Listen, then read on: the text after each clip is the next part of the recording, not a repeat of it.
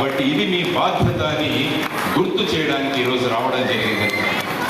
నరేంద్ర అని ఒక చిన్న పిల్లవాడు, ఆ పిల్లవాడి పేరు నరేంద్ర.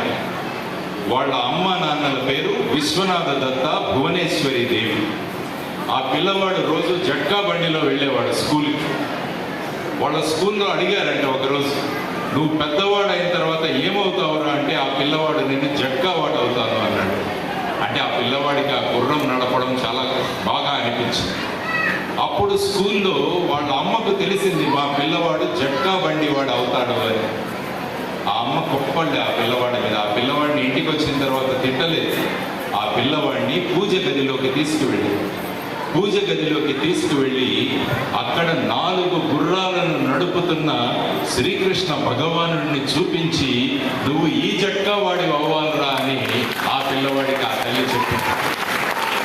చూడండి అమ్మ ఎంత